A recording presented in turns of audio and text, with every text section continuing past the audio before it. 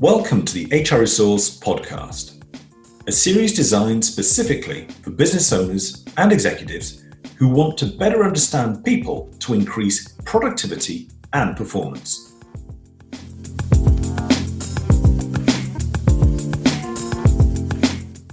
In this latest episode of Coping with COVID, the HR Resource Podcast, we meet Claire Davey. Claire is a cyber risk specialist with a fantastic background and experience in the insurance industry. Claire actually recently started her own business and is known as Cyber Claire.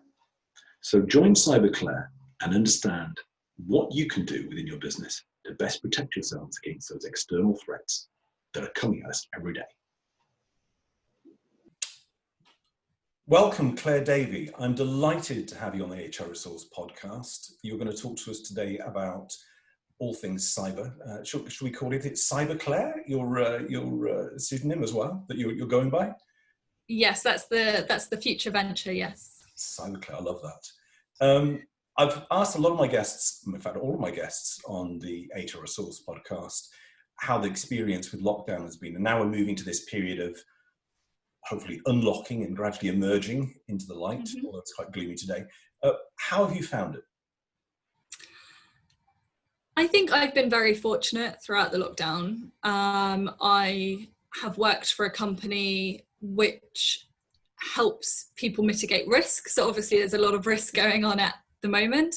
Yeah. It's also meant that I do a job where I can work from home full time without a problem. I haven't had to contend with homeschooling or any of that. So generally the benefits of catching up on sleep and being able to sort of take some walks outside have been really nice. And I think it's been a great opportunity for some people to reevaluate how they were spending their time historically. So yeah, I think I've come out the other side of it quite well. I don't think that there's any vision to go back to the way that we were. So some form of home working will continue for the foreseeable, yeah. Have you found yourself being more productive, do you think? I think I've definitely been more productive in terms of working to my own body cadence and rhythm.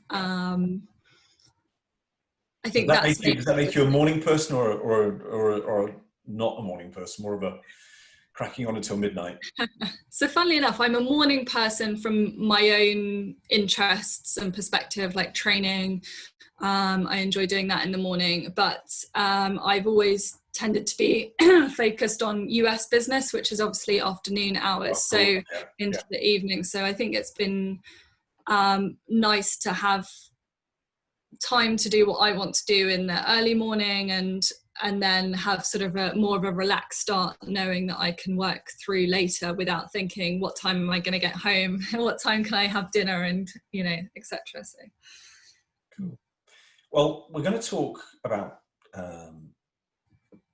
big data today. And one of the things that obviously I've found when we talk about this sort of thing in the workplace, maybe it's the people that I've found myself working with at times, but when we talk to our audience here, they're a rich bunch of very talented, very bright individuals.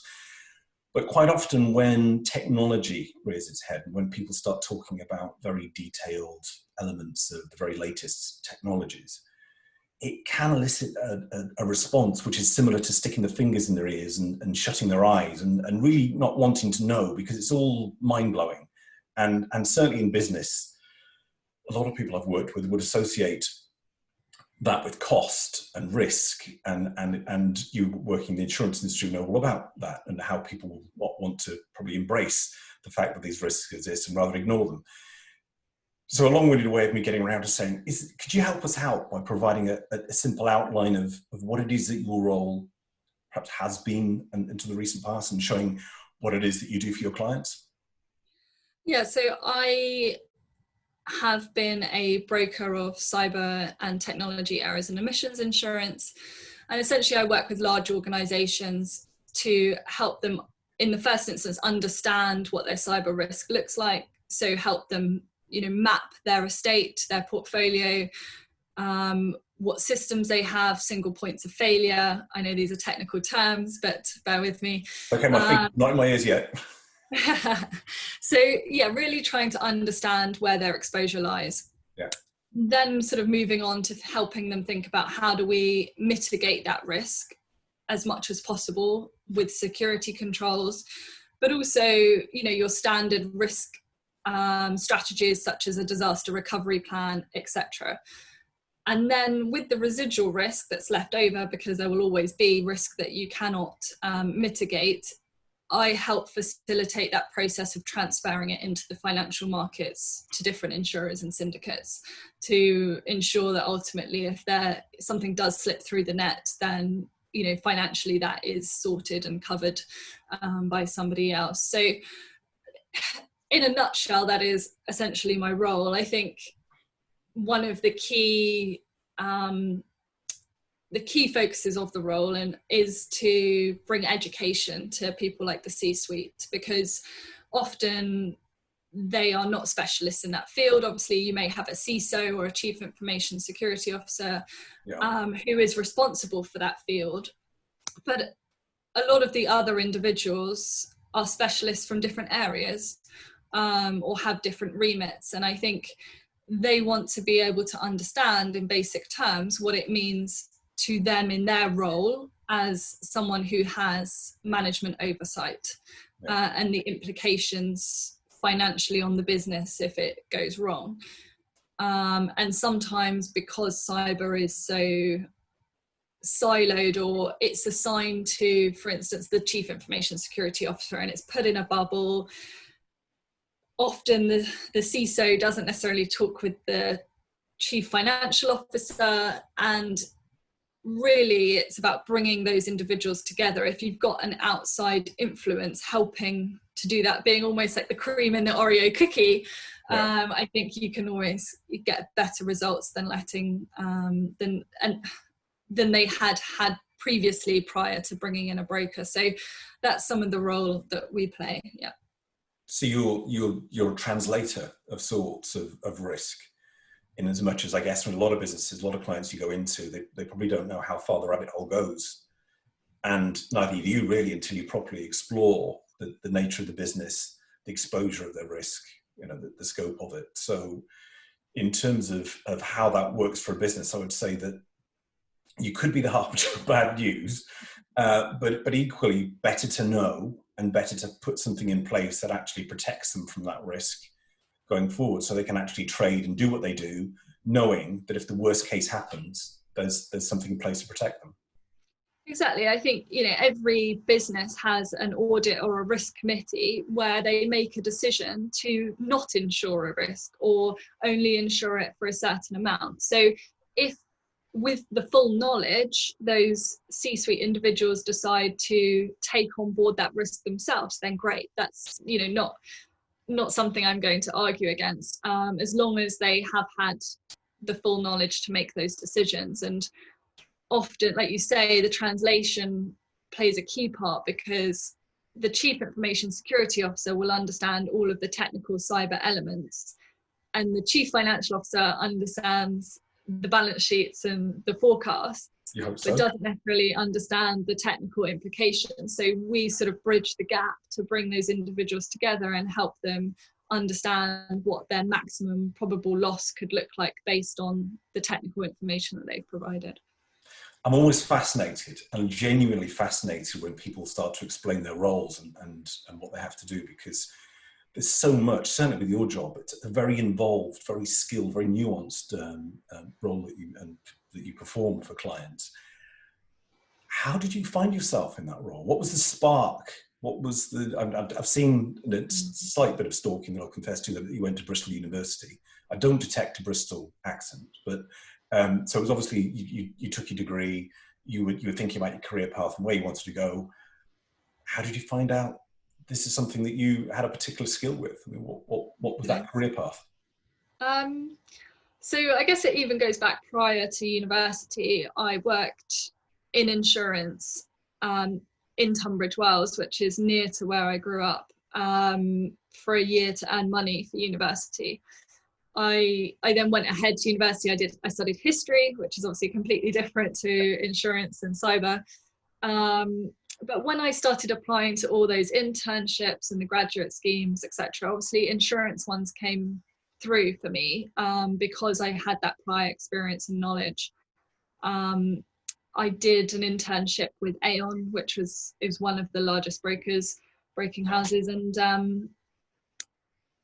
at the end of the internship, they gave me the contract for the graduate scheme after I'd finished university. So almost my future was set on exactly. And I didn't really think too much about it. I think there is huge pressure when you're at university to keep going on this treadmill that you've been on forever. That you're always looking at the next exam, the next job, the next internship. And when I left university, we were encouraged to think about milk rounds and all that kind of stuff. It was who could get the graduate scheme at the most prestigious blue chip company.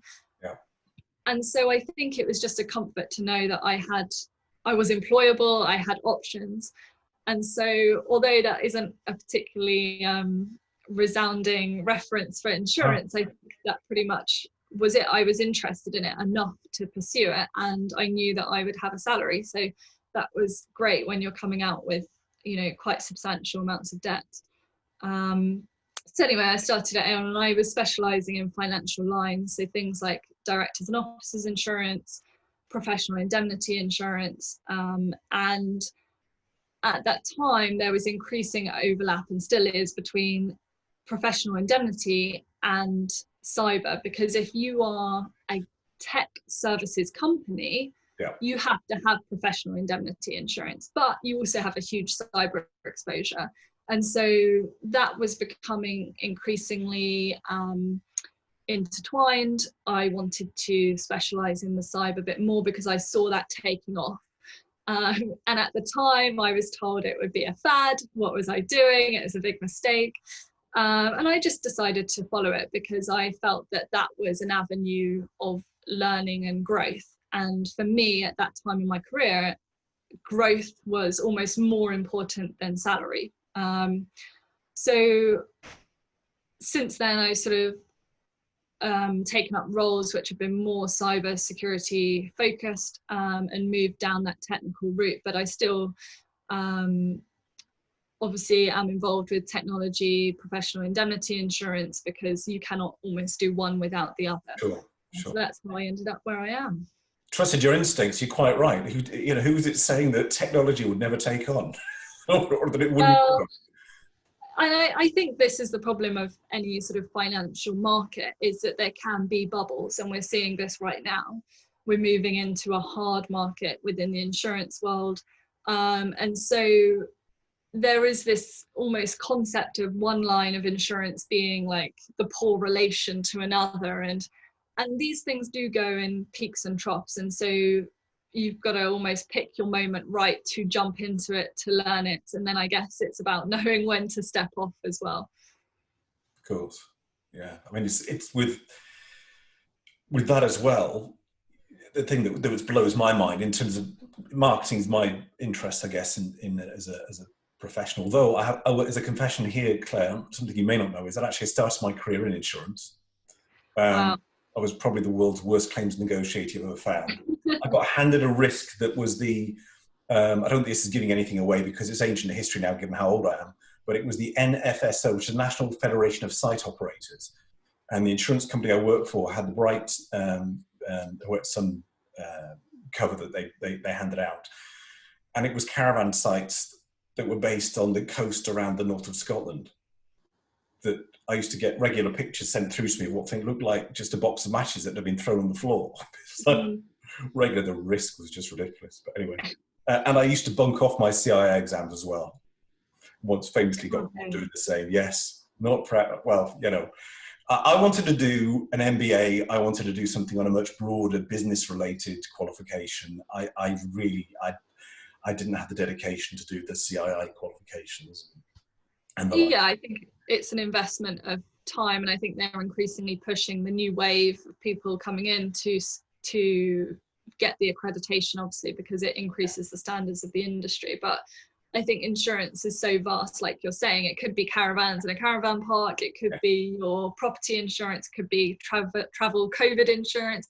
You know, that it's a huge employer in the UK. And so I think, you know, there's a real diversity of people who work for them, and also what they want out of their careers. And I think a lot of people sort of see it as a stepping stone to something else, which is also fine. But in your particular field, in the world of cyber, it's a bit like marketing, because it's related now. Everything to do with marketing is all digital as well. You know, keeping up with the huge volume of changes, of threats that must be coming through every day. How do you do that? How do you keep up with that? You know, I would seriously question anyone who says that they are up to date as of today on all of the cyber risks that are out there. And like you say, it's not just cyber, it expands to media I have to be aware of, and technology, service providers, etc. So where do you draw the boundaries is the unknown. But I think fundamentally there's ways you can formally develop your knowledge, and I chose to do the Certified Information Systems Security Practitioner qualification, which is pretty much the gold standard of cyber security. And I did that, number one, so that I could be that translator role right between those individuals within my client organizations, but also it opens up this wealth of CPD. So whether that's webinars, podcasts, and on-site residential courses, etc. I think being part of a legitimate body like ISC² is one way of keeping on top of the threat vectors, you know, listening to other specialists who are involved in cybersecurity, but maybe from a different angle. So they're doing software development, or they are involved in remote working infrastructure, etc. So you really get that diversity. I think there are some fantastic blogs and industry news websites out there which are staffed by very good investigative journalists. They often see things way before the mainstream press do, and so that's always good to, you know, remain on top of. I think you'll often see terms that you don't understand, and you kind of have to Google those and see what they mean. The insurers, and a lot of insurers love their acronyms, don't they, and their jargon. Yeah, of course. Like MFA, multi-factor authentication, is a big one at the moment with remote working. So yeah, I think you've just got to find your way through those if you want to have a look at sort of the most current trends and of what's going on.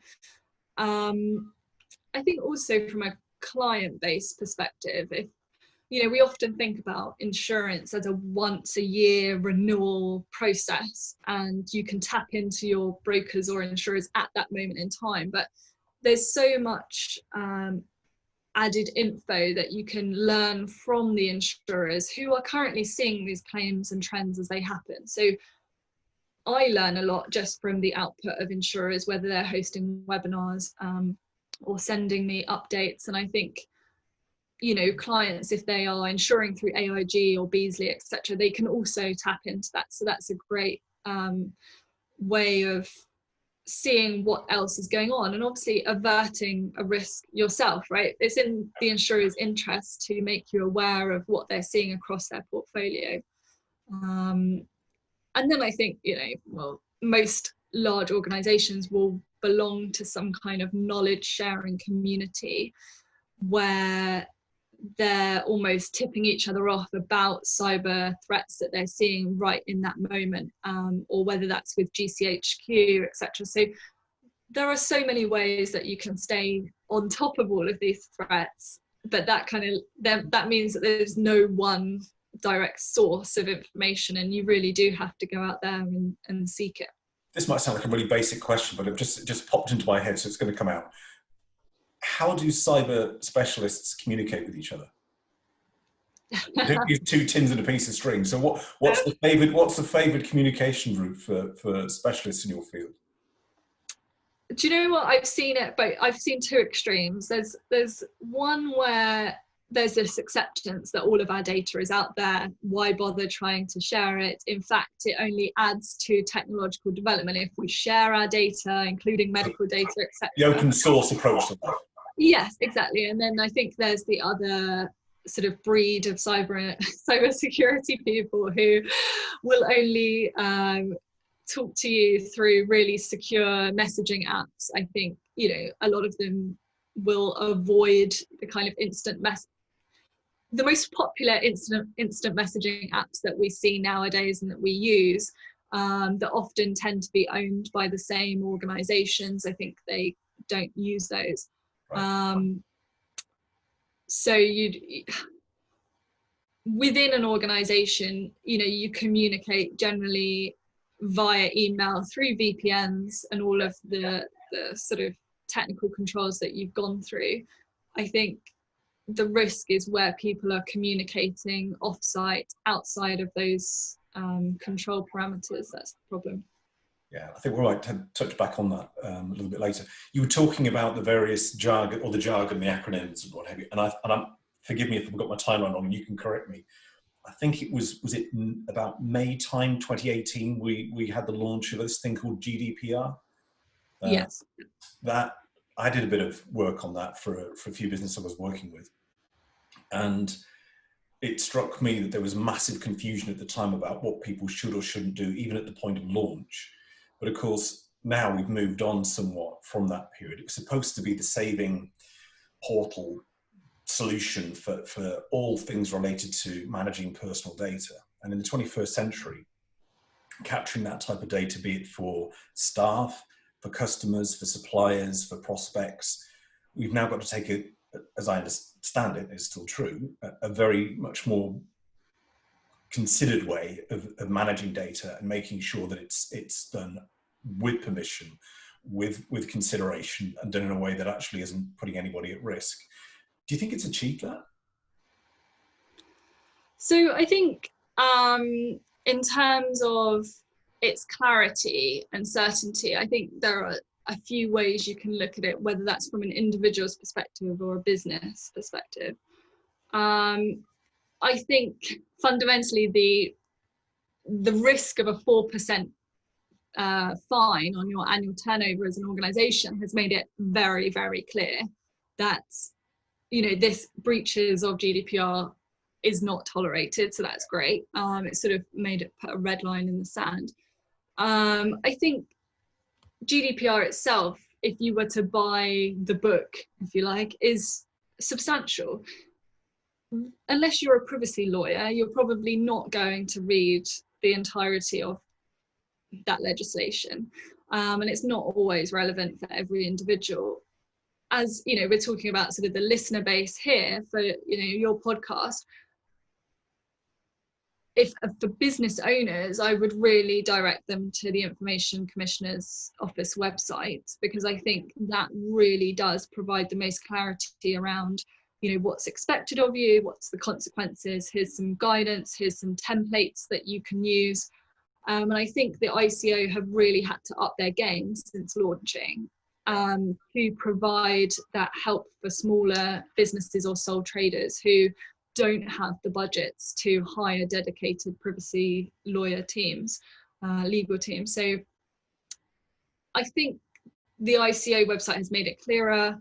I think GDPR has made it more certain for individuals about what their rights are and how valuable their data is. Having said that, I think we're now seeing this backlash where any website you sign up to or software service gives you terms and conditions to click that you agree to, and it's unwieldy. It's, you know, it's so substantial that it sort of negates the point of having GDPR almost. I was reading a book called The Age of Surveillance Capitalism, which I'll sort of touch upon later again, but there were some stats that, you know, if you printed out and read and signed those contract agreements that often pop up, it would take you an average of 45 minutes. But the normal user is only spending 14 seconds looking at that. And often within those contracts, you are agreeing that they can be updated at any time without your approval or notification.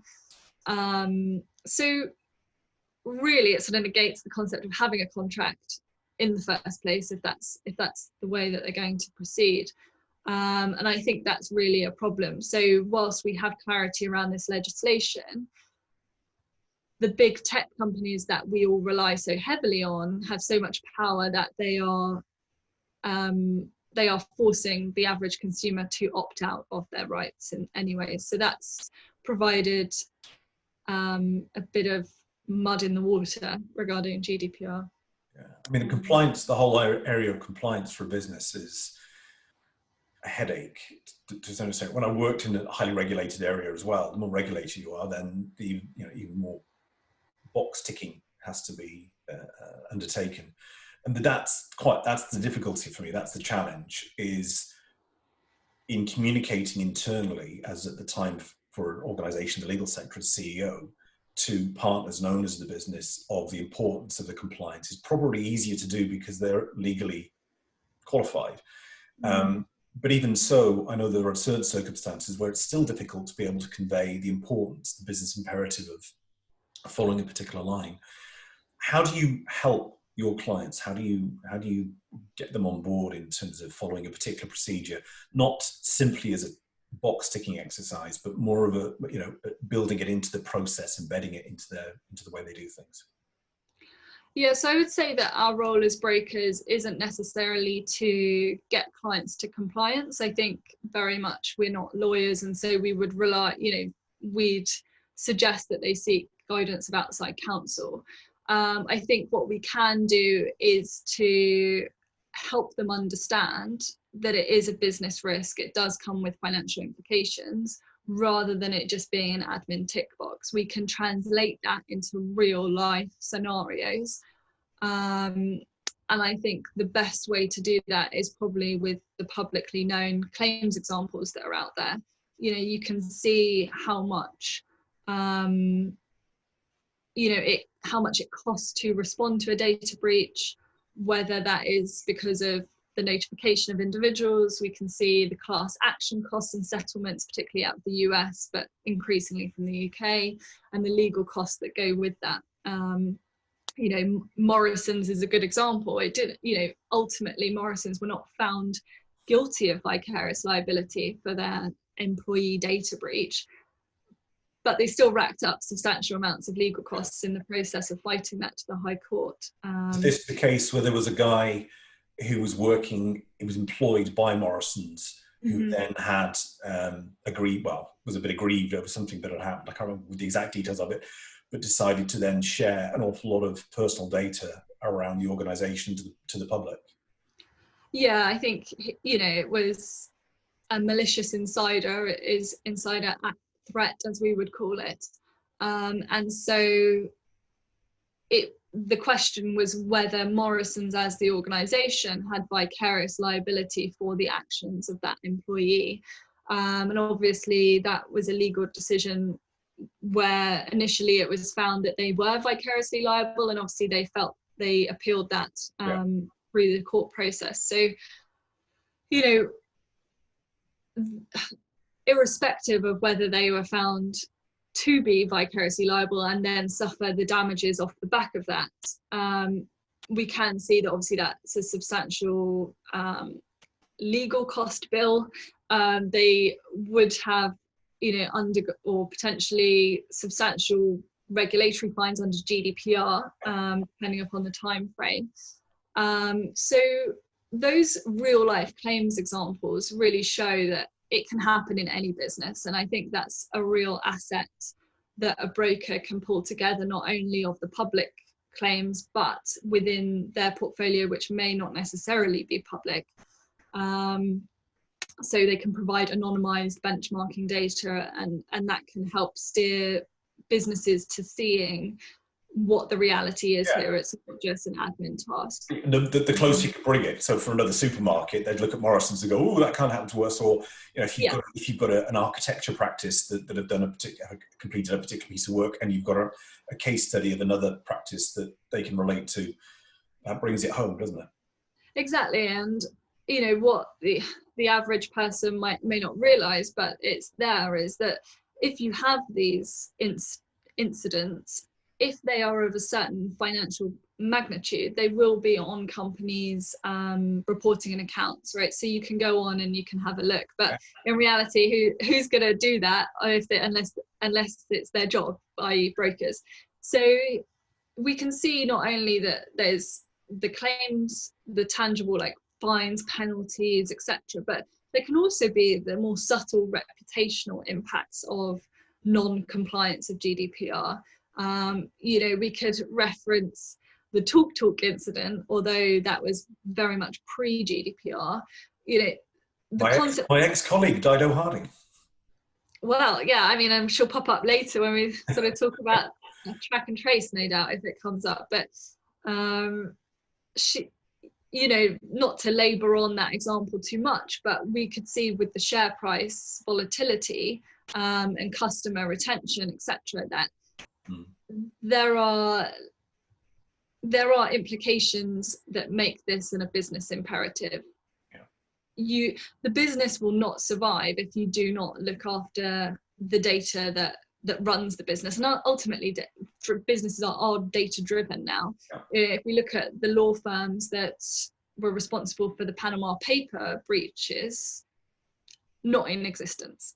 Because security, privacy is inherent to what they should have been providing in the first place. So it can be substantial.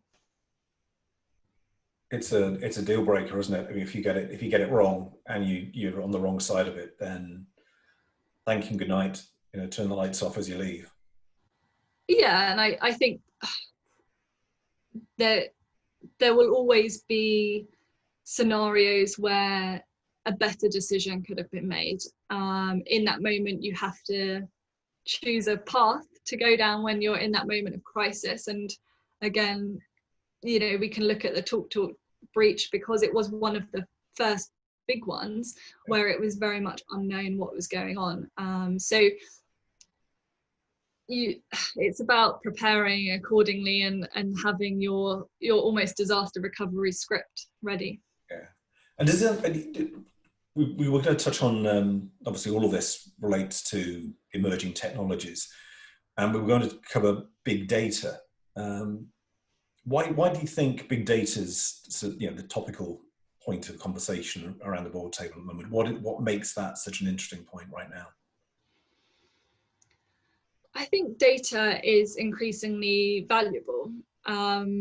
It's almost a commodity to be traded, a bit like oil or corn, shares.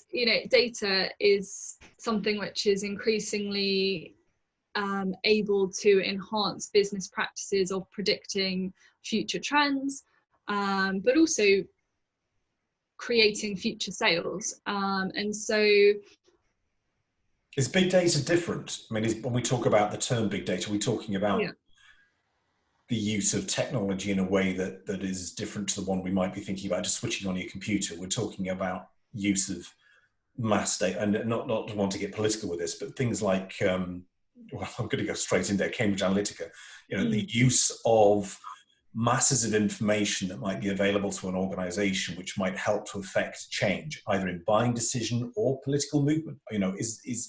Is that what we mean by big data? Yeah, so big data is the ability to sort of collect, analyze, and utilize large volumes of data, often for capitalist gain. Yeah.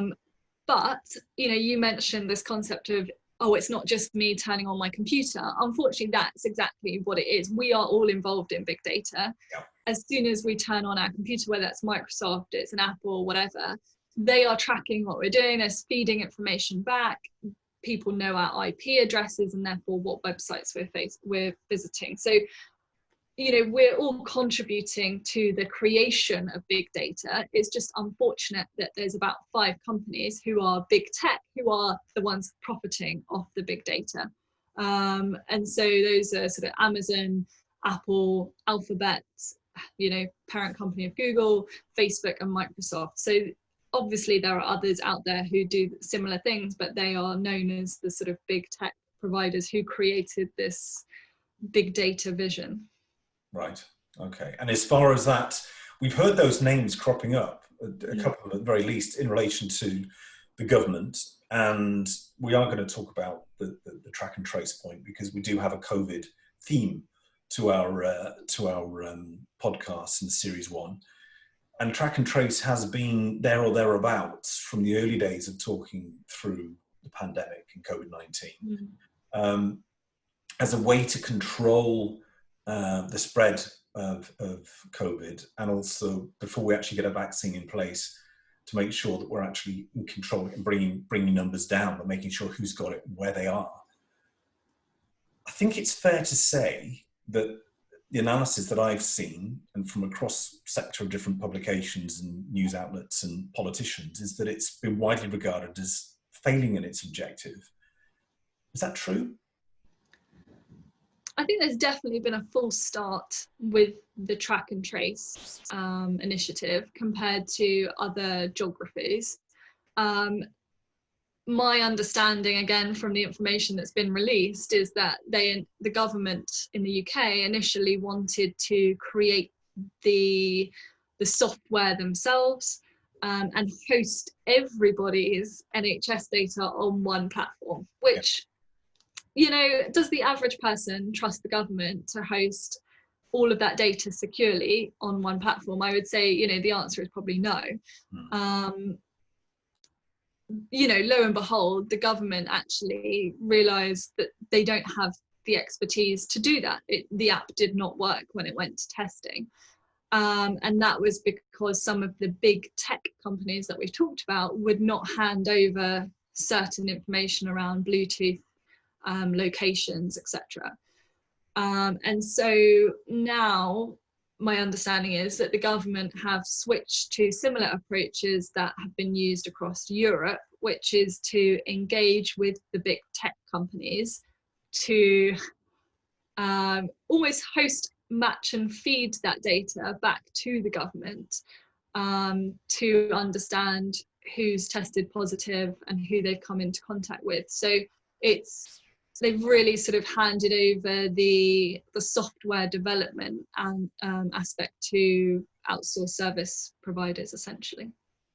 Is there any truth in the suggestion that there was also in the management and the permissions for data being used, they were using a US organization, another US organization that had expertise in managing large volumes of personal data?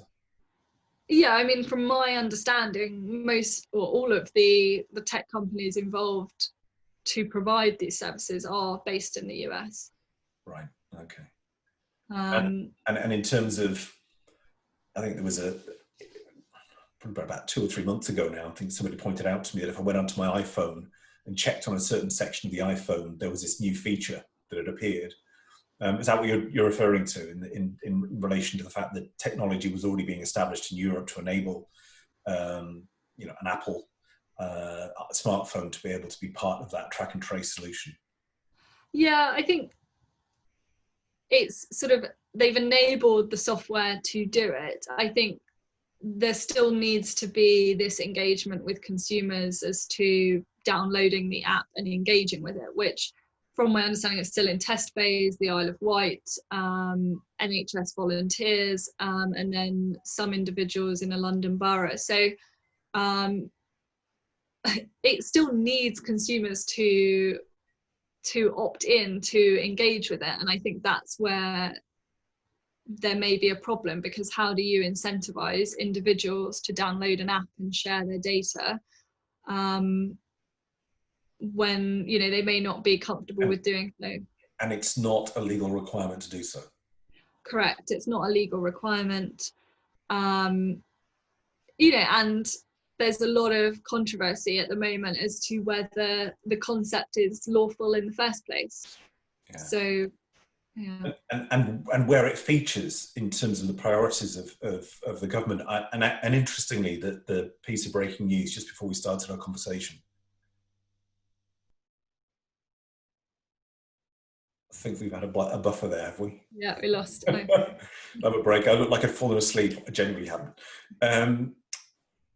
There was a piece of news that was breaking just before we started our recording, in Spain, where it seems that they have engaged 2,000 troops, the military, to help them with their track and trace efforts. So clearly in Spain, who are now seeing another uprise in diagnoses, they are very, very concerned. And they obviously do see it as a way to keep in control of the whole situation, if they're going to engage another 2,000 troops. I don't know how far that will go in Spain. But obviously they do see it as a need, and they're going to support the devolved governments. I think they're coming to our local authorities in Spain to support them in their efforts.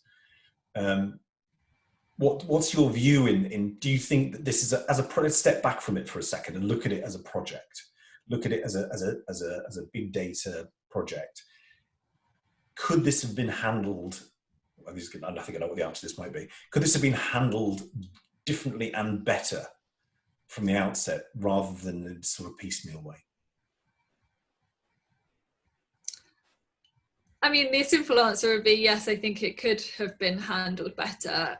It's a question then of how, how, that's the difficult question, because big tech are so far advanced beyond the government's capability that we as, the country and as individuals now rely on them too much to do things like this.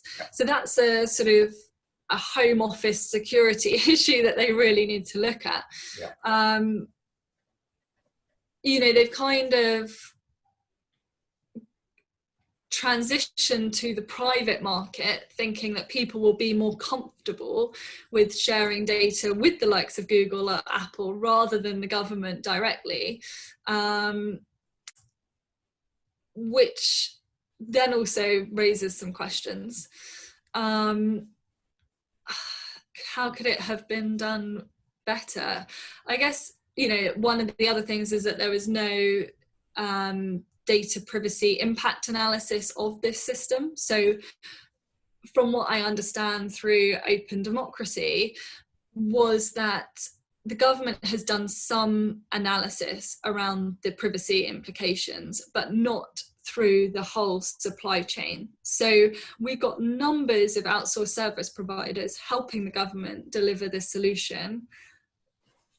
But as a whole, it hasn't been assessed for how this impacts people's human rights and privacy. Now, that in itself is a legal problem. And I think it was only until open democracy was about to sue the government that they released the contracts that they have with the likes of, Google, etc., to deliver this platform. So I think generally there should have been more transparency around it.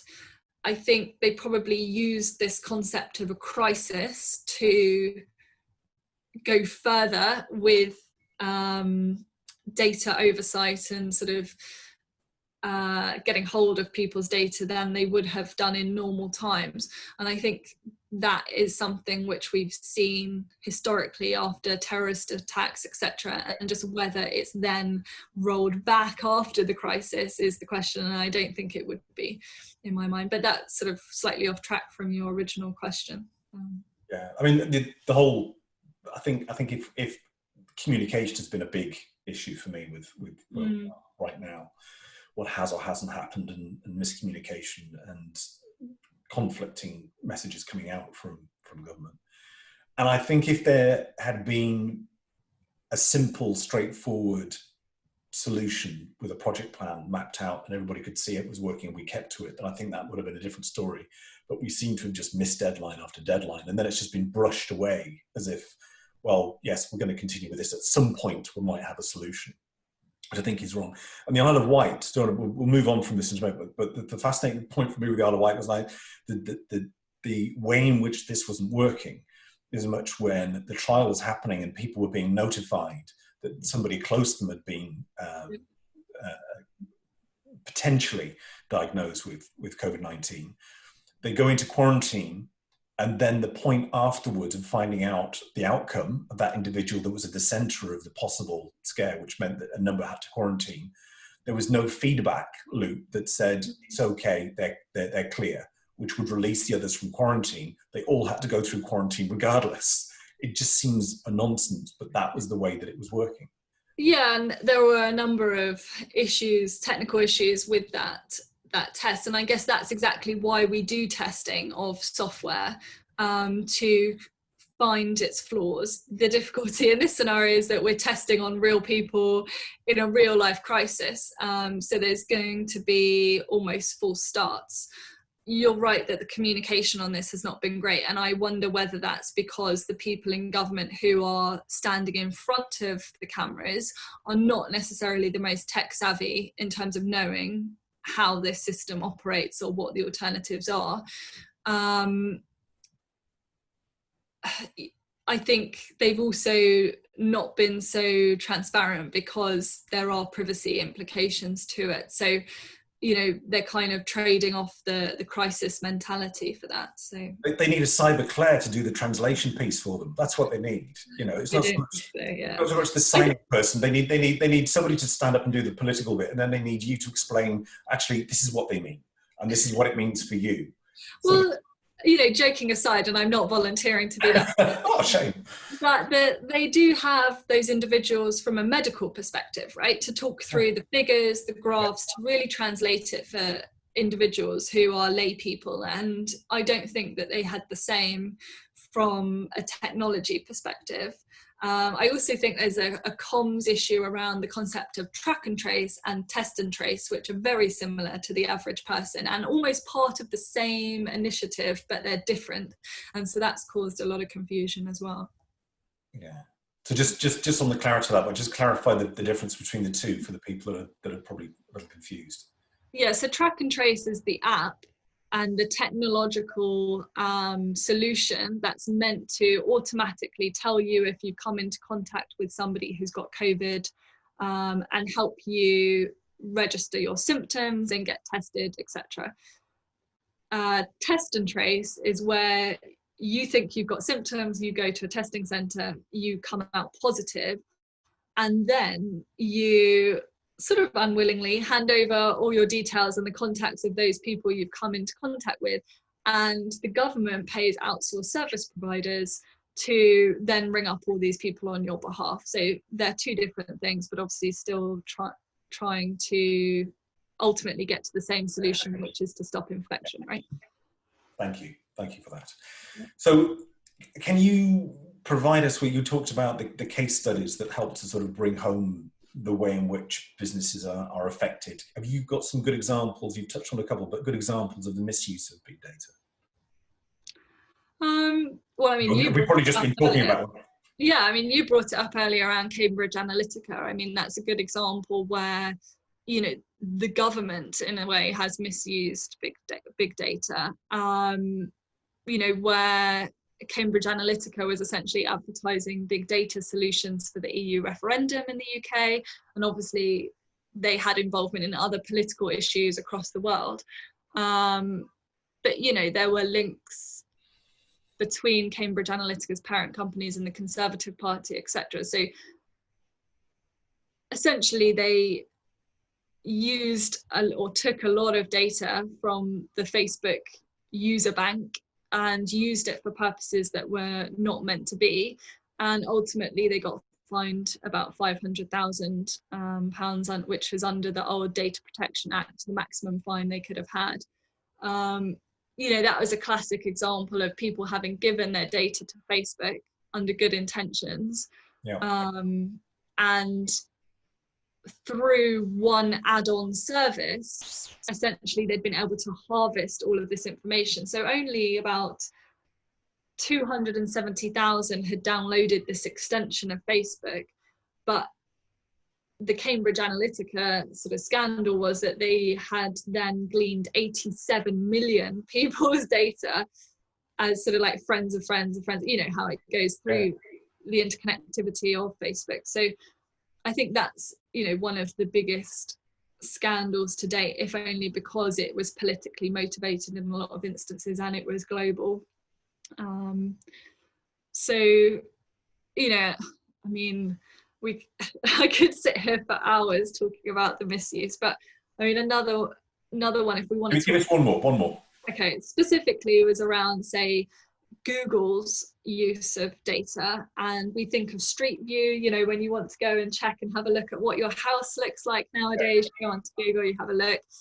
And in 2010, the German government found that this allegedly Google was using Street View and sending around these cars to have a look as a way of data mining. So essentially through everybody's Wi-Fi, household Wi-Fi, they were just downloading all of the sensitive information that everybody is using, and etc. So you think of how many streets they've mapped and how long that went on for before it was discovered. And you know, it did go through legal proceedings, and you know, Google said that actually it was a flaw in their technology. They didn't mean to harvest all of this data, of course. But I think what that really does show is that, you know, the average person does not necessarily understand the implications of the big data and what they are allowing. And obviously no one, you know, you didn't sign up to have Google come down your street, but there were instances where communities would stop the Google cars coming in because they knew what was going on. So I think that's, you know, an example where technology is moving so fast beyond what we actually comprehend is possible. And I think there's also arguments in a different area, but selecting really the same platform as Google, that have got themselves into trouble over the way in which they're limiting the ability of other organizations to advertise products or services on their pages, and the way in which they might take the details of an individual, and because of a Google search for a name and an association with a piece of news, their reputation could be tarnished because it's being associated with a shooting, as it was in the famous case in Australia with a guy that successfully sued Google for reputational damage. There are any number of different facets you could think about in terms of Google, and let's not single them out. We talked about Facebook. I think they all have this massive information available to them, and there doesn't seem to be the measures in place locally to be able to, and say locally, within the US. And I know at the moment we've got a president that has mentioned that when he fell foul of Twitter, all of a sudden he decided he was going to do something about it. And it was the first time that I'd actually agreed with something that Trump might have said when he was talking about my view on this. This is a personal view, and you can, I'm very interested to hear what you've got to say about this, and you don't know I'm about to say this. I believe, especially the likes of Twitter, LinkedIn, Google, and Facebook, they're publishers. They are responsible for processing and sending out information. Now, they cannot hide behind the fact that they are huge, or that they have got so much information they can't possibly regard it as a publisher because it's not, we're facilitating. No, you are responsible for the publication of this information through the internet. And I think there are moves now in the States, and I know in Germany as well, and in throughout Europe, to start to try and bring some controls to that view that actually these are publishers and they need to take some responsibility for what they're doing. Yeah, I think if you had the average Daily Mail, writing similar content to what's on social media, then, there would be implications under their media coverage, media insurance coverage around, infringement. But the difficulty is that those tech platforms, they are publishers, they are data solutions providers, they are technology software developers. So they span a lot of industry groups. Their practices are so far ahead of where the government is that regulators don't know which one should be regulating them. Yeah. So they fall between the cracks, if you like. And then I think we have to question whether they are, almost playing upon the fact that they're falling between the cracks to then do things without oversight. That's not necessarily punishment, it's oversight, right? We need to make sure that ultimately consumers are protected here, just like we have energy regulators or telco regulators. And we are becoming so reliant on it, as we've just discussed, and governments are relying on it, that we've got to actually think about the current and the future implications of that. And if we can't regulate them, then how are we going to safeguard against problems down the road? The other issue here with regulation is that often regulators are populated by government individuals and tech individuals. So if you look at the US government post the Obama administration, there was so much movement between the democratic sort of employees that then moved into Google, and then moved into regulators. And so it's this kind of merry-go-round. And how do you create objectivity if there's sort of been so much overlap, would also be my question. And that's something that is touched more upon in the age of surveillance capitalism. But ultimately, nothing is for free. So we always need to question, you know, what we're getting and what we're giving in return. An excellent point. And just to bring us on to a further question and the practicalities, there are all these things that we could talk about. I'm sure we could have another hour talking about whys and wherefores of the big guns in this field. But what about the things we can manage? What about the things that we can control, or the things that we should take care of and manage within the businesses that we own, that we run, that we're responsible for? If you were going to give some straightforward advice to a business out of this podcast and talking about big data and cybersecurity, what top things would you suggest to a business to think about? I think whether you're an individual or a business, you're probably going to be contracting in some way for a use of a website or software. And I think you need to read through the terms and conditions, even if it does take you 45 minutes, and think about what data you're handing over and be discerning about that. Is it required? Is it necessary? Play it down the line. What's the benefit to them? What do you get from it? That would be my main sort of guidance, is to really think about data as an asset that you are handing over, much like you would with pound notes or shares, etc., is to really think about the value of it and where it's going to end up. I think I would advise people to stay on top of, you know, latest trends around threats, because it can impact your home network as much as, you know, your corporate, and increasingly those are becoming intertwined as well with working from home. You know, investing in your own VPN, virtual private network at home, would be like a good first step forward, if you're thinking about the security of your home bubble, in addition to then how you're connecting with your employees. So I think those are sort of the two bits that I would say should be considered.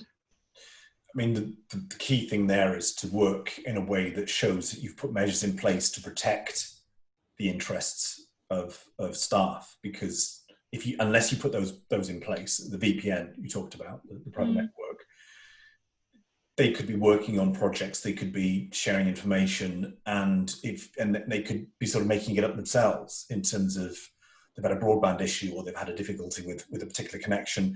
They end up using their smartphone, they end up using 4G or whatever, and it's quite open, and things can, as we know, get lost that way. And I suppose what those measures are really just down to personal security and business security, isn't it? It's making sure that you're not downloading a nice handy app to be able to solve a problem for yourself. Exactly. And I think when you're in the office environment, in a physical sort of office space, psychologically you're more in tune to those kind of risks, you know, and you're automatically plugged directly into their network. You know, one of the things that I heard quite frequently in lockdown was, oh, well, to save the bandwidth of these organizations, when you're on Zoom or video conferencing, whatever software you're using, come off the VPN, because you know, it stops the traffic flow, etc., and it will be faster. you know, and when you come off the VPN, not only is your then webinar or your web call, however confidential it is, then exposed outside of those protective measures, but whatever you are doing online is also outside of the VPN. So, you know, we've all been on a Zoom call whilst we're like surfing the internet as well. We're looking at this spreadsheet, you know. So just because you're on the corporate laptop doesn't necessarily mean you're within the confines of the corporate security sort of tools and provisions that are meant to protect you. Yeah. Having said that, you know, and I think I posted something on HR Resource last week, I was around, you know, what does a data breach even look like anymore? And I think a lot of the tools that businesses have implemented have been around the traditional data leakage of I sent an email to my private email address and it had a spreadsheet attached, right? But now a data breach could be that you printed something off at home, you've left it on your desk, and then your child runs off with it to draw on the back of it, and somehow it ends up in the garbage. So, you know, that's not securely disposing of that personal data either. So the tools almost need to be utilized correctly, but we also need to think, are they now fit for purpose for the exposures that we're facing? Yeah, a whole different way of working. Thinking about working and thinking about your career, Claire, and as one of the members of HR Resources, as you've mentioned there, I'd be interested to know who your inspirations have been. You know, who you look to for that sort of either virtual or actual mentor who's provided a spark. I mean, I've had a number of mentors through my career, which I'm all, you know, really grateful for, and they served a purpose. I think, you know, my boss and my colleague, and then turned into a boss, sort of Sarah Stevens, she was phenomenal to work for and learn from. And, you know, I still work with her for the final few weeks now. I think when I look at, you know, individuals who I don't know personally, you know, one of those who really sort of inspired me was someone like Elizabeth Warren. And I know she's very left-leaning for a lot of people, especially from the US, but her route through education as an adult, part-time, teaching from an academic perspective, and then using her knowledge almost for the power of good and protect the consumer, I think I really sort of identified with that. Someone like, you know, Tara Westover, who's an academic, there's a common theme here, who recently wrote Educated, which was one of the big top sellers. I think it just, you know, really inspired me that actually you can go through adverse conditions when you're younger and still use education as a way to, you know, jump into something that saves you ultimately, or provides you with a different way to live. And that I also think is a fantastic read, but also inspirational if anybody wants to take a look at that one. Fabulous. And in terms of what's coming up for Claire, I mean, you not many people were probably aware of the fact that you and I first started talking when I had a different interim role working for an organisation called 1 Year No Beer, and I spotted this young lady who was organising various events, city events, alcohol-free get-togethers, meetups in the city, and I was mightily impressed by the way you were going about it. So I thought, I need to talk to this person. I need to chat to them. So what are you doing on that in that particular field? Yeah, so I obviously founded Sober in the City, which is the platform that you're alluding to, in January this year. And it was really the city's first platform for alcohol-free networking. Myself, having been sober for about 2.5 years at this point, I just found that the city wasn't particularly conducive to sober networking. So I decided to create a solution myself. You know, obviously that's moving, you know, it's still in its first year, and coronavirus kind of threw a curveball in terms of in-person networking. But we're really thinking about, you know, sort of Q4 and what that looks like. And we've been sort of moving forward with, you know, working with other diversity groups to sort of think about, actually, if you make more events sober, you attract a different level of talent, because we're thinking about people of different faiths who don't drink, women who may be pregnant, etc. So there's a whole other dimension to that which we're pursuing. That obviously is part of an interest of mine around women's experiences of sobriety and sort of non-traditional treatment paths. And so in October, I'm actually stepping out of the city to pursue a fully funded PhD full time. So I'm really excited about that and the research. Fabulous. Brilliant. Yeah. We're going to look forward to hearing all about that. Yes, yeah. And CyberClaire, where does CyberClaire get plugged in? Well, I think, I thought I'd join the current fashion and trend and have, what's called a portfolio career at the moment. So having invested so much in cybersecurity knowledge and training, etc., myself, I'm still fascinated by it enough to remain with my, 1 foot in, if you like. And so I decided to launch CyberClaire as of the end of September, which essentially will be providing training and coaching to professionals who want to understand more about cybersecurity and risk management, but ultimately to sort of develop their own career or business results, etc. So it's kind of combining my cybersecurity knowledge and experience with coaching skill set that I've developed. So mix, yeah. Yeah, so that will be sort of once I have sort of left my decade-long career in insurance. But I think for me, I felt that the time was right to switch it up and create something that worked for me, especially with what we've seen with COVID.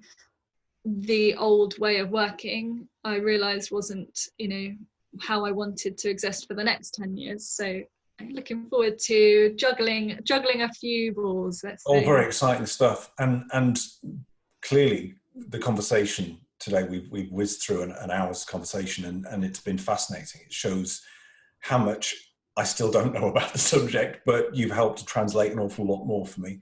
I do think there's a job for you in the government, not that you're particularly keen on jumping on that one, but I do think some sort of translation role would be fabulous. They certainly need it. Claire, thank you very much for your time. It's been really interesting. I'm sure the listeners have taken a lot away from this, and we look forward to hearing more about CyberClaire and Sober in the City. Thanks very much. I appreciate you taking the time to have me on, and really enjoy what HR Resource is doing. So keep going with the podcast. And thank you for your support. Thanks, Claire. Take care. Bye.